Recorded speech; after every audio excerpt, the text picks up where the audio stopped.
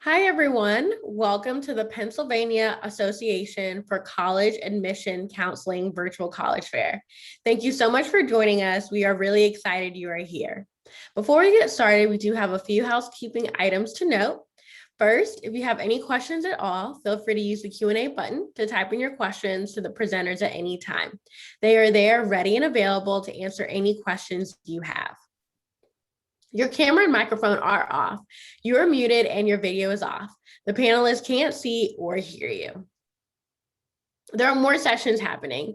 If you are interested in hearing from other college presenters, feel free to register for where you registered for this one.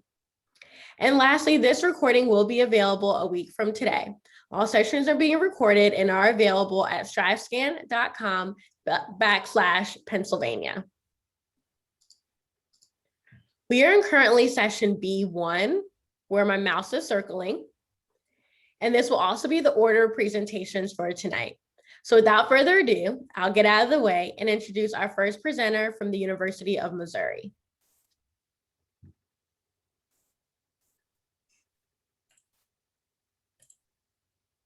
Hi, everyone. Let me get this pulled up.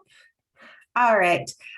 Thank you all for joining us here tonight. My name is Jordan Moore. I am the regional admissions representative for the Northeast part of the United States. So I actually live out here on the East Coast and work with all students from Virginia north, essentially. The University of Missouri is most commonly known as Mizzou. So that will be the name that you hear me utilize throughout this presentation. That is our nickname.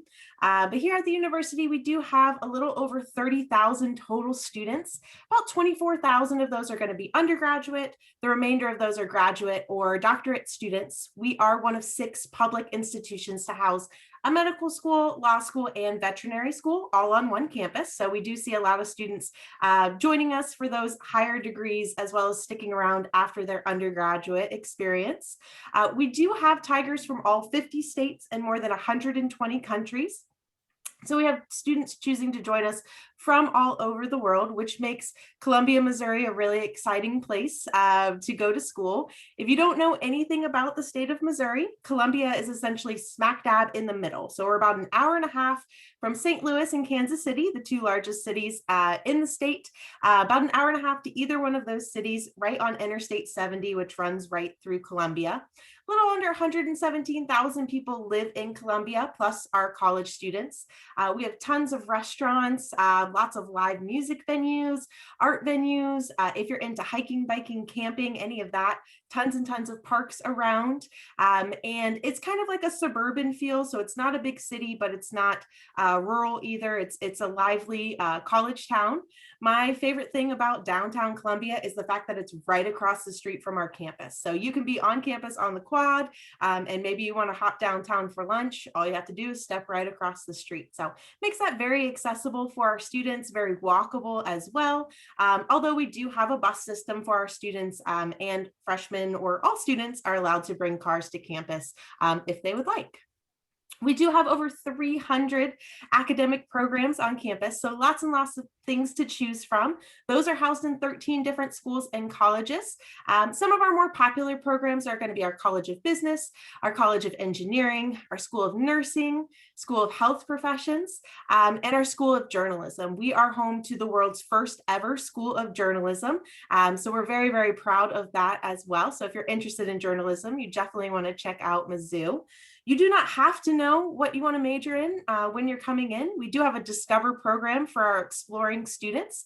That's just going to give you some extra classes, an extra advisor to kind of help you figure out what it is you actually want to do. So no need to know what you want to do right now at 17, 18 years old.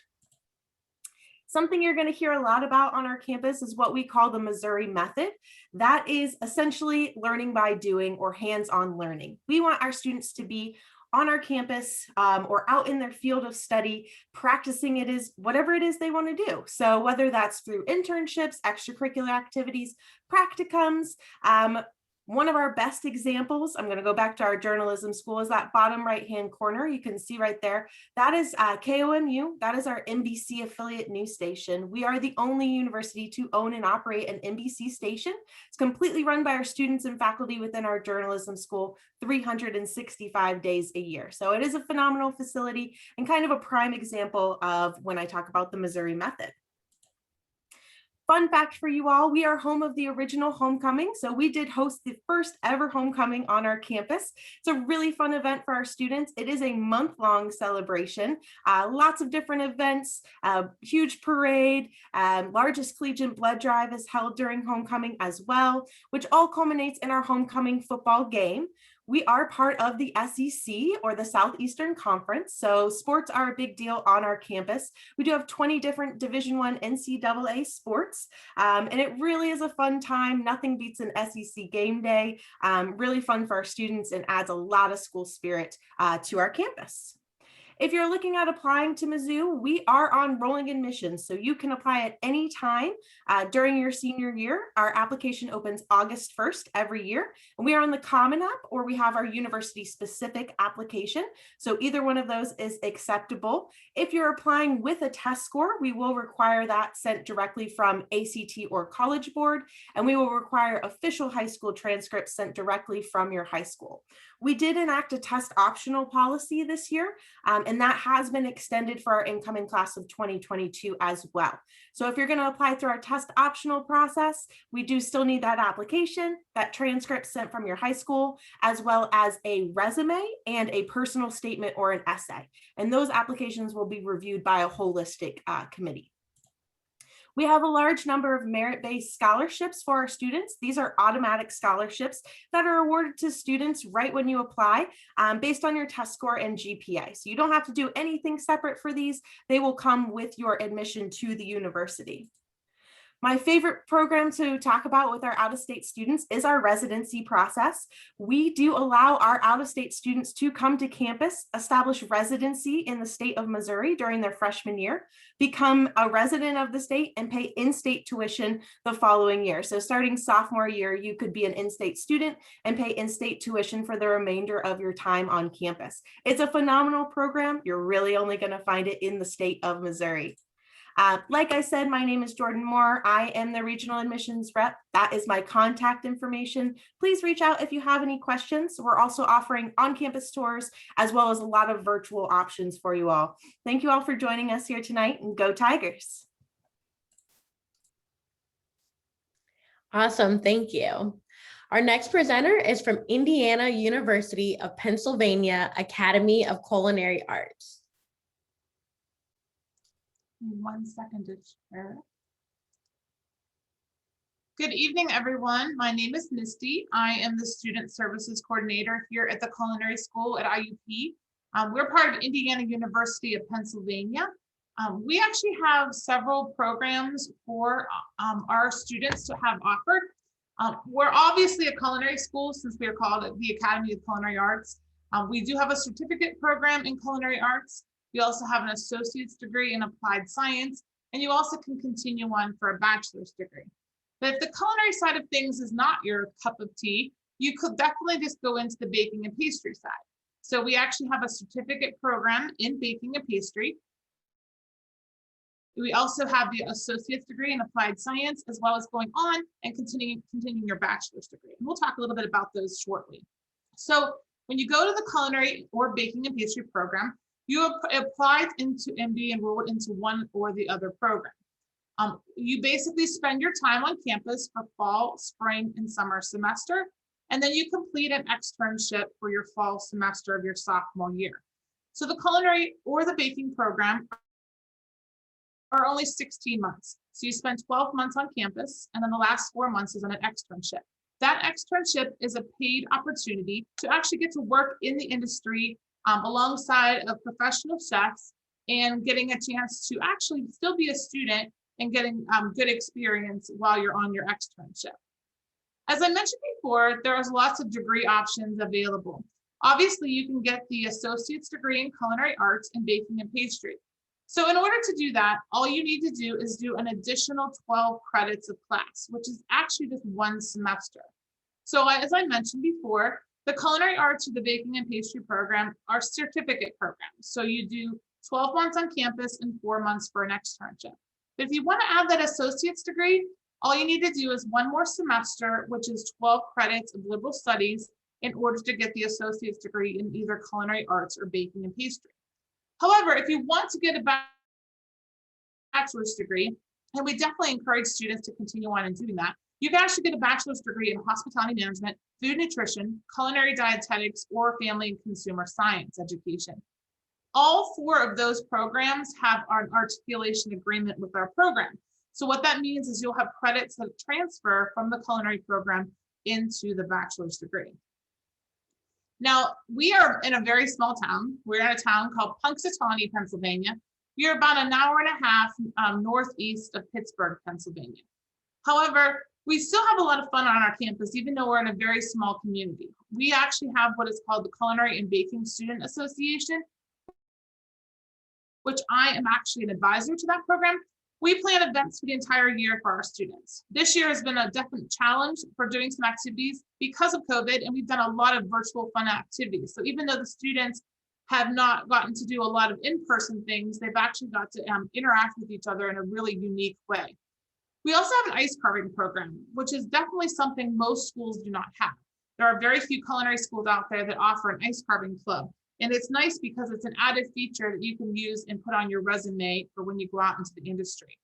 We also have a chapter of the American Culinary Federation so that you can actually join that professional organization while you're on campus as a student.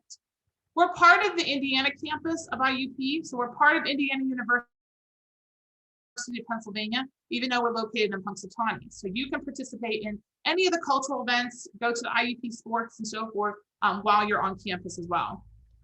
As I mentioned before about the externship opportunities, it's in the 4th and final semester of your program.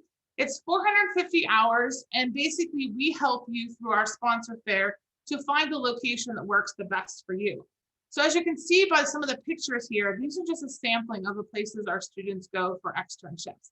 They're not going to places like McDonald's or Eaton Park. They're going to places like the Biltmore in Asheville, North Carolina, which is in the right-hand corner on the bottom, or the Ocean Reef Club in Key Largo, Florida, or the Marriott in New Orleans. So they're going to really awesome sites all over the country. And they're, like I mentioned before, they're all paid positions.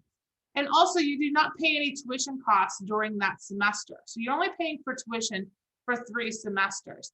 These externships oftentimes lead to your full-time position. So it's nice because you're actually getting a job before you're actually graduated from the program. Now it's really simple to apply. All you need to do is complete the application.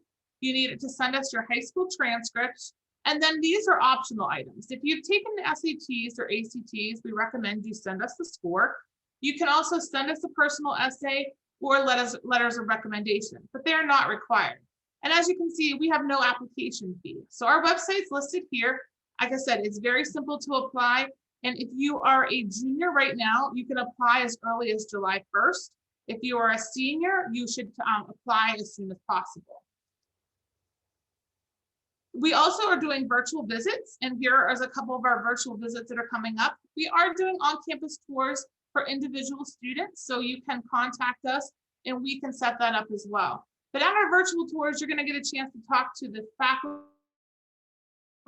You'll get to talk to some current students, learn more about our program, and so they make a great experience if you can't get to campus. Obviously, you can send us your information, but we also just, if you want to send us an email, we can get you more information sent out. Here is all of our contact information. My name is at the top, and then those are our 2 admissions counselors. We are definitely here to answer any questions you have, and I thank you so much for being part of this tonight. Thank you. We really appreciate it. Just as was stated, just a friendly reminder that if you have any questions at all, feel free to submit those through the Q&A. Our admission representatives and all our presenters are there to answer any questions that you may have throughout the presentations. Our next representative is from the University of Connecticut. Awesome, thanks. So let me just share my screen. Cool. So welcome to Uconn's presentation. My name is Sia Sudani, and I'm an admissions representative with Uconn, as well as a Uconn alum. I actually graduated in May 2019 with a finance major and an analytics minor.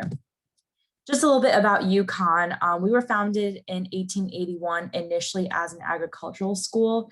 Our main purpose was to teach students the real world and practical skills of farming. We definitely do not make students farm or learn how to farm anymore. Now, more than 130 years later, we are a 4-year public Tier 1 research university and are one of the top 25 public universities in the nation. In terms of location, we have 5 different campuses. Our main campus is in Source, Connecticut. That's where a majority of students will be applying to, and that's where a majority of students live. We have over 19,000 undergraduate students just at Stores. We also have 4 regional campuses that are spread out throughout Connecticut and just offer students kind of like that smaller campus feel, exclusive internships, and much more. So we have a location in Avery Point, Hartford, Waterbury, and Yukon Stamford. With all 5 campuses combined, we have over 24,000 undergraduate students. In terms of academics, we have 10 different schools and colleges that offer undergraduate degrees. So those vary from the School of Engineering, our School of Fine Arts, our College of Liberal Arts and Sciences, and much more. We have 115 plus majors as well as 320 plus minors and concentrations. So some of our most popular majors are bio, psych, econ, political science, anything within business and engineering. We also have super niche majors like puppetry. Like we're one of the top schools in the country for puppetry. We now offer a minor in that as well. So there's a lot of options. We also offer dual degrees, double majors, but if I know that it can be very overwhelming. So I will say that about 25% of our class do come in undecided, and students who are undecided will go with what we call the major experience, where they'll work with advisors from day one to kind of learn about what they like, what they don't like, and eventually declare their major by their junior year. In terms of class size, our average class size is between 20 to 32 students. Most class sizes are under 50 students. In terms of student life on campus, we are a D1 school. Our men's team recently lost, but our women's team is doing pretty well.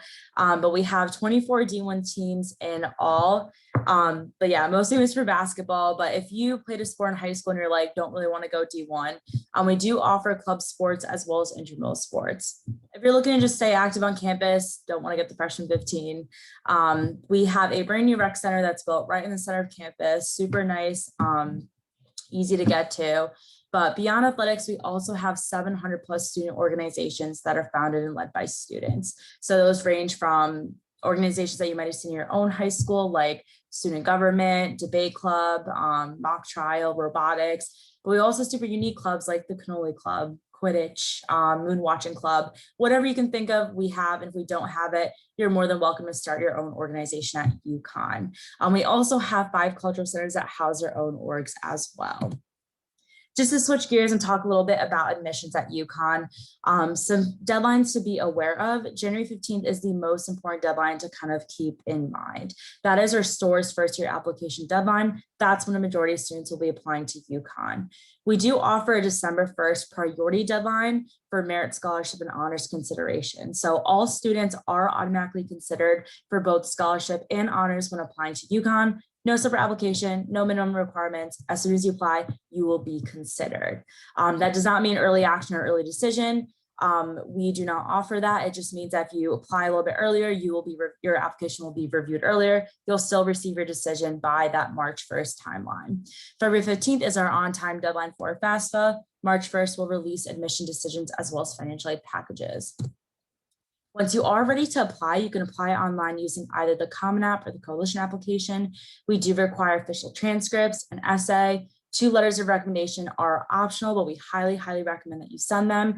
And we are test optional. We've been piloting that for the last year, and we will be piloting that for the next 2 admission cycles. So if you want to submit your scores, you can. If you don't want to, you're not at a disadvantage whatsoever. And then finally, an $80 application fee. Once you end up applying, you are all set. We will start to review applications. Some of the things that we will look at the rigor of your classes in the context of your school, performance within those classes, involvement within school and outside of school, personal qualities like leadership, integrity, things like that, and any additional factors that you want to disclose to us. We will review it all. And that is it. That is the end of my presentation. Just a few things right now. We are hosting on-campus tours just for admitted students. We're hoping to open it back up to prospective students soon. But in the meantime, we're offering a variety of virtual experiences. You can chat with current students, admission officers, attend virtual campus tours, information sessions, but there's a lot out there. And thank you for joining us. Great. Our next presenter is from Centenary University. Hello, let me just start to share here. Everybody can see that. Oh, hang on. Sorry. Share. Okay. So I'm from Centenary University. My name is Kristen Ravenstein. At Centenary, I am one of our assistant directors. I primarily focus on freshman admissions, and I am responsible for the counties in New Jersey for Hunterdon, Sussex, Warren, and also the state of Pennsylvania. Just some fun Centenary fast facts about us. Centenary was established in 1867. We have over 59 academic programs, 14 NCAA Division III teams, 4 equine teams, and we also have a 17-to-1 student to faculty ratio. We're super proud of this. Over 98% of our graduates are employed within 9 months after graduation. And we're also close to New York City, so not too far. We're also close to the PA border as well. 99% of our first year students receive a grant or scholarship, so that is also super important while considering. We have a bunch of different academic programs, as I previously mentioned. Just a few to kind of let you know we're growing. We have added computer science, public health, health science, exercise science. So we are continuing to grow our programs, but we're super proud of the individualized experience that a student can get here at Centenary. We also offer internships starting sophomore year for all of our programs, and we also have a variety of minors and concentrations available. This is our scholarship breakdown. We offer scholarships starting as high as $25,000 and as low as $13,000. So they are merit-based, so they go off a cumulative weighted GPA. So we are always, willing to work with students. We understand that during the year, you still have 1 full year of school to complete. So we're willing to do a GPA reevaluation if necessary. We also have a variety of sports for women and men, as well as our equine teams. So that's super exciting. We truly do have a close-knit community here, and that is for all of our students, regardless if you play a sport or if you're into intramurals or clubs. Speaking of clubs, we have a bunch of them on Centenary's campus, and we're super proud of each and every one of them. Just to name a few, we have Enactus. We also have our Psych Tones, which is an all a cappella group. We also have student government. If there's a club on campus that you do not see, we're always encouraging our students to take that leadership opportunity to start a club. It's a great resume builder, and it allows our students to, work on some life skills as well. Top 5 reasons that our students have chose Centenary are the small class sizes. 17-to-1 again is our ratio. We have internships in every major, academic and social support, and 98% of our graduates are employed within 9 months after graduation. And it's also a great education for an affordable price. I also just wanted to kind of briefly talk about how we've been doing so far. We have offered the Centenary Choice, which we'll be offering again this fall for our students. With COVID happening, we did not skip a beat, we did not miss a day, and our students were great pioneers during this time. With Centenary's Choice, it allows for our students to choose to be on-ground or virtual learners, so we're able to accommodate all students. And like I said, we're moving forward this fall with that same choice for our students. Again, I am the Assistant Director of Admissions, primarily on the freshman side. I focus on Hunterdon, Sussex, Warren, and Pennsylvania, and that is my contact information. So feel free to contact me with any other questions. And that concludes my presentation. Thank you. Very helpful information. And we can all take so much great information so far. So our next presenter is from Marymount University. Thank you.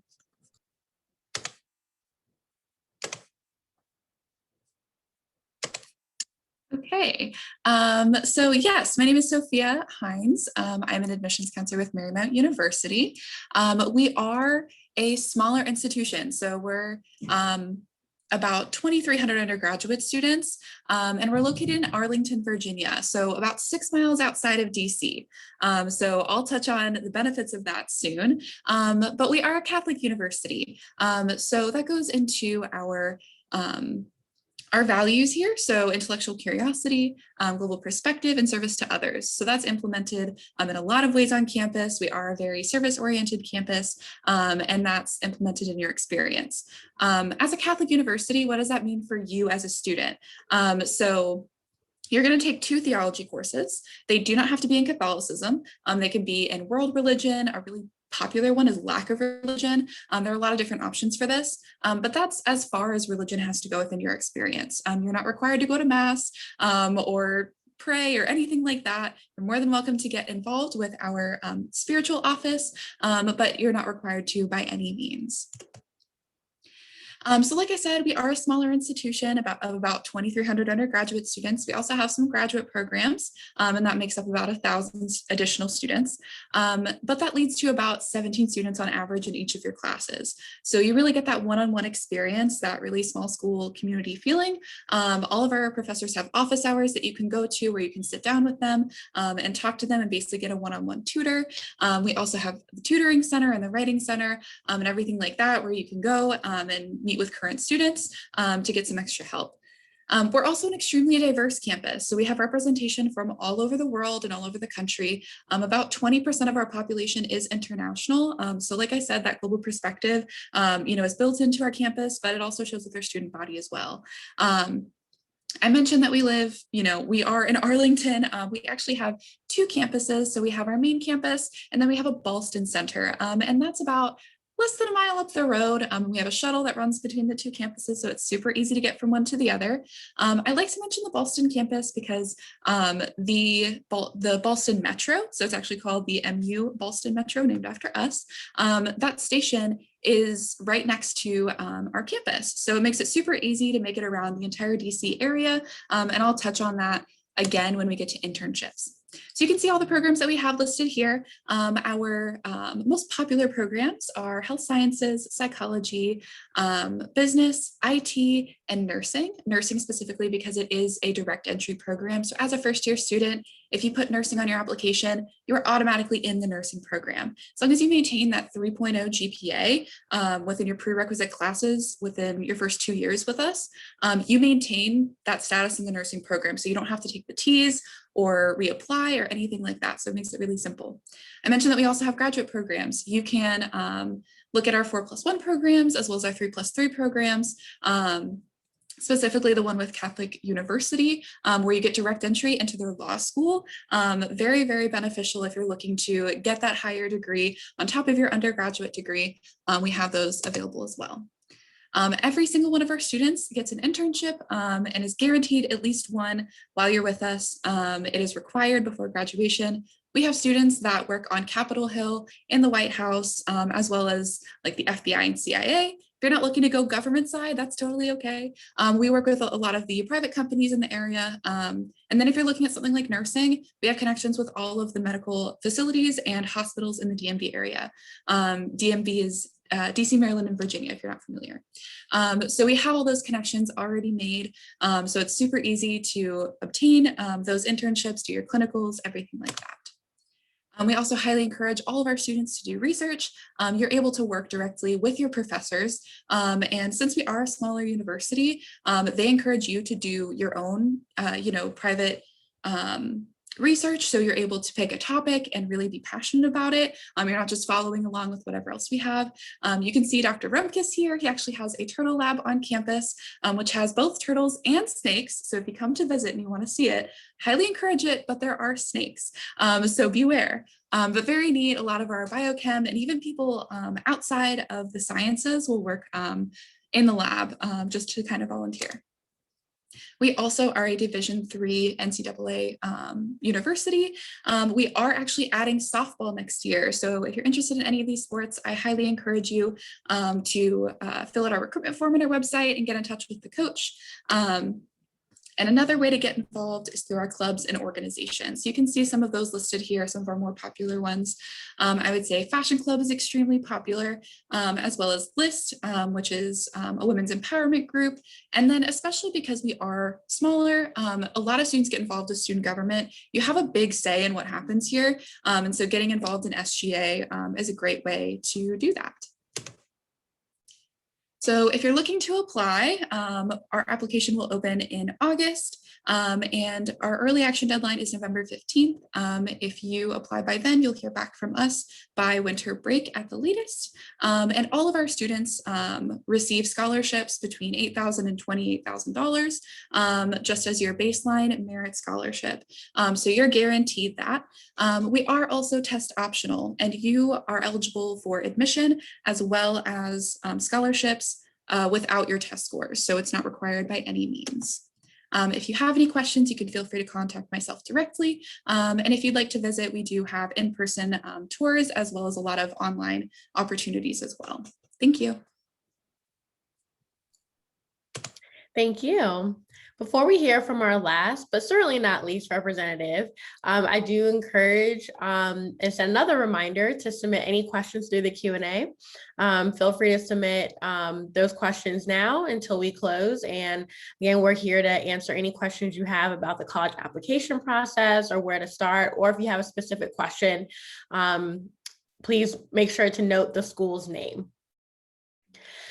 Awesome. Well, the next representative that we'll hear from, again, is our last, but certainly not least, is from Franklin and Marshall College. All right, good evening, everyone. My name is Carla Kiefer. I am one of the assistant directors of admission here at Franklin and Marshall College. So, okay. So a little bit about my role with FNM. I'm specifically recruiting students within South Central Pennsylvania, all of Texas, part of New York, Puerto Rico, and Oklahoma. So that is a little spread out. But if you have any questions about FNM or want to reach out later in regards about the application process or financial aid, please feel free to reach out. That being said, I am also an alumna of the college. So I am slightly biased about FNM. But just to get us started with a little bit about what campus looks like. We do have around 2,400 students. We are a small liberal arts institution. Just keep that in mind. Our students are coming from around 51 different countries and 47 different states. Of our entire student population, about 22% of our students are international. When we look at our domestic students, about 23% of our students are first gen, 22% are Pell eligible, and 24% of our students are students of color. So yes, our campus is very diverse. I really believe that what really drives our students to come to FNM is going to be our unique community and just all the things that we have to offer. So one of the things I like to talk about is our location. Our location at FNM, it does make us a little bit different. We are within about a 10 to 15-minute walk to the downtown area. So we have access to a lot of different opportunities and resources for students. When we talk about what Lancaster City itself looks like, Lancaster City is actually known to be as one of the places to have the highest number of refugees per capita in the country. And I share that because it really does influence all the things that students will find here in Lancaster City.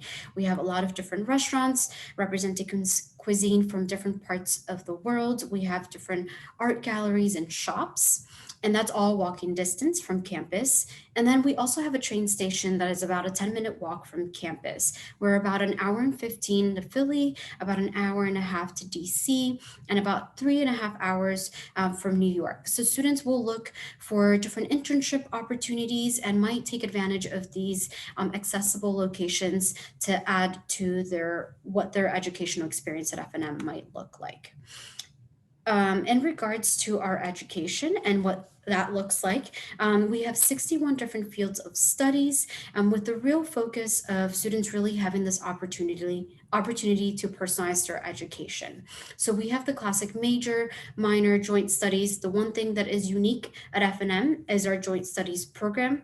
It's our special studies program where students are combining 3 different disciplines and creating their own curriculum with the help of an advisor. We do have a pre-med and a pre-law track, as well as dual degree engineering programs. So just something to keep in mind. At F&M, the average class size is around 17 students, with a ratio of 9:1 student to faculty ratio. And so something that's really important for us is the mentor-mentee relationship that students can develop. Our professors are all doing research at F&M, and because we are just an undergraduate institution, all of our students have access to research. About 2/3 of our students are working one-on-one with professors, and about 40% of them are getting co-authored. And then last but not least, the last thing I always like to share about F&M, what makes it really unique, is going to be our college house community. Our college house community is a little bit like Harry Potter. We have students who are placed into one of our five first-year college houses. And so students have this opportunity to build a community within a community, and they get to really try out different things, whether it's our student government within the house, whether it's starting their own organization and club within their own house, or for the entire campus. The other thing to note is that our college house also houses one of our connection courses, which is similar to a first-year writing seminar.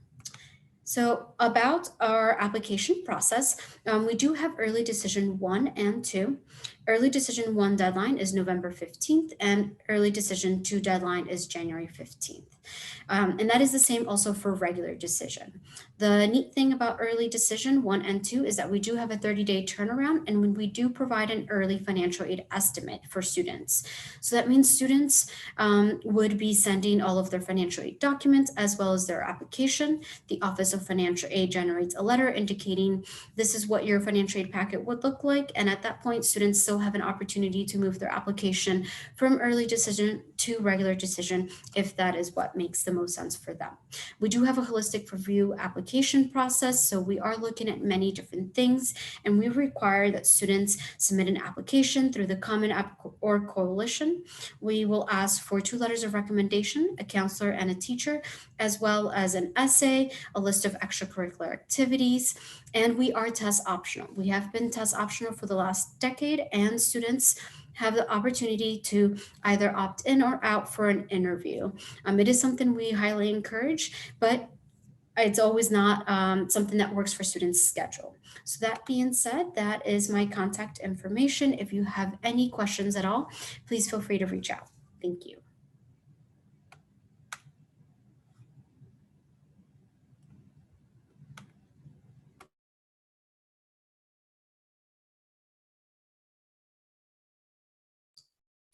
Awesome, thank you. We do have some time left, and so we're going to pivot right now into our Q&A portion of the webinar. And so at this time, if I can have all the presenters turn on their cameras, unmute themselves. And our first question is, what advice would you give someone going through the college search process?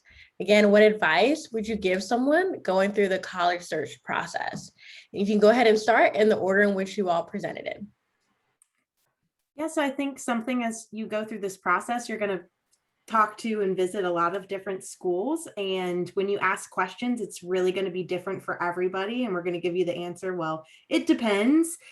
So my biggest piece of advice is to keep a spreadsheet of all of the different universities that you're looking at, all of their different dates and deadlines, because they're all going to be different, and maybe like some of their scholarship information as well, just to keep that straight, because as you go through the process, it's going to get really jumbled, and it's going to really help you in the long run to know all of those dates and all of those different things going on right from the beginning. I would say I've been doing this for 21 years. And so I would always say to students, go visit the school.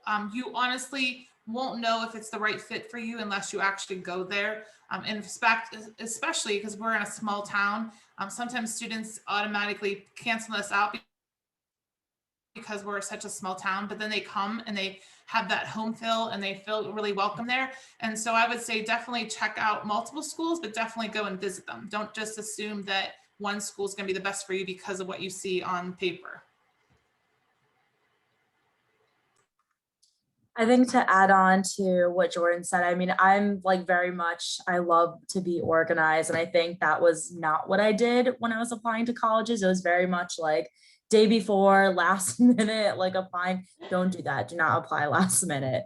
I would say I think the biggest thing is I think organization is key, like just having like a full list of everything that you're interested in, and then kind of narrow it down from there, like adding in like when information sessions are, like YouTube videos, and just kind of like get a feel for each university.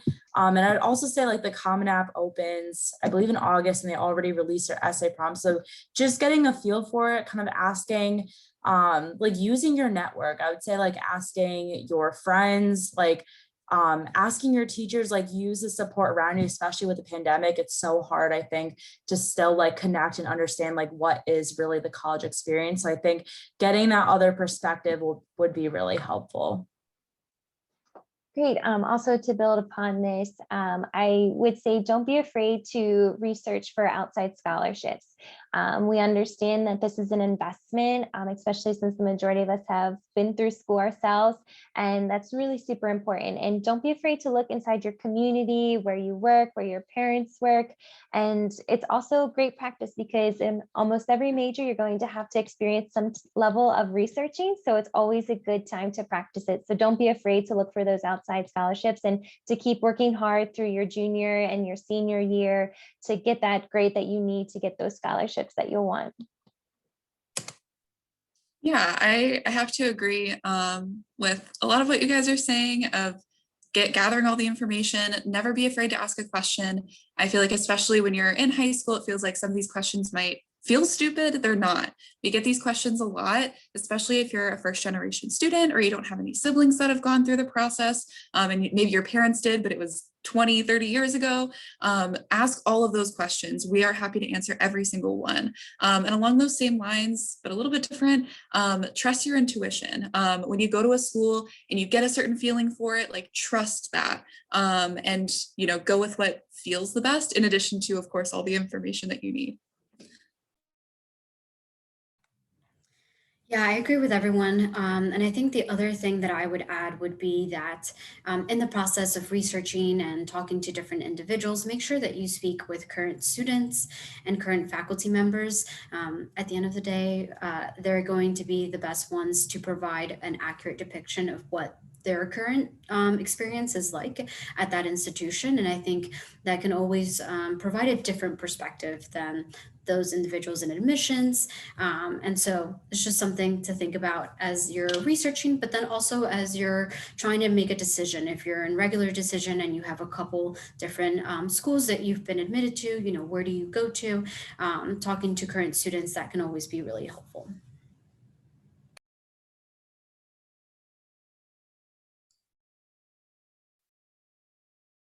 Awesome. Thank you so much for the great advice. It's always really helpful. And I think everyone can take something away and apply it. So if we have time for one more question, we'll make this one really, really quick. But the next question is, what is your favorite event or tradition on campus? So my favorite tradition on campus is called Tiger Walk. It happens the day before classes start. All of our incoming freshman students line up on the quad right here, where these columns are, and they all run towards Jesse Hall, which is that big building there. And we greet them with Tiger striped ice cream, which is ice cream that we make here on campus. They have a big ice cream party. And then after graduation, they line up on the other side of the columns, run away from Jesse Hall, and we greet them with an adult beverage. Nice. Well, actually, it's not necessarily a campus event, but we are in Punxsutawney, Pennsylvania. So if anyone knows anything about Punxsutawney, it's home of Groundhog's Day. So Groundhog's Day is a huge event in Punxsutawney, and our students get really excited about going to that event, getting to see that while they're on campus. And so that is a huge event every year. Unfortunately, it was virtual this year, so our students kind of missed out, but it's definitely an event that is really popular in our town. That's a tough one. I feel like my favorite is probably our One Twin Sunday event. So we make our own ice cream on campus at the dairy bar. And like, I believe it's like 2 times per year. Students can come, like students will get this like bucket, they'll pay $1 and they can fill in as much ice cream as they want. And I know like for me, like me and my roommates, like I would never wait in line. I just wait for someone else to get the ice cream. But we had ice cream in our fridge for like 2 months, which is crazy. So that is probably like my favorite. I love ice cream, so that's my favorite. I would definitely say something fun at Centenary is our hometown holiday. We get together as a community with our students, and we do a lot to support those during those times of the holiday where it can be a little stressful, a little tough. We come together to, help families that are in need, provide food for those, and it's always a great experience. And also, we just love to decorate for the holidays. I would say my favorite campus event is our annual fashion show that our fashion students put on. They pull from current students to be models and stage tech and everything like that. So if you've ever wanted to practice your modeling skills, you could get involved with that. It's called Portfolio in Motion, or PIN. My favorite tradition at F&M is Flapjack Fest. So at the end of the semester, during reading days, when students are preparing for finals, the dining hall opens up later than it normally does. And then you have faculty and staff members who are serving breakfast food. So around, I think it's like 10 p.m. till 2 in the morning. And it's just a really nice way for the entire F&M community to come together and support students during this very stressful time of taking exams.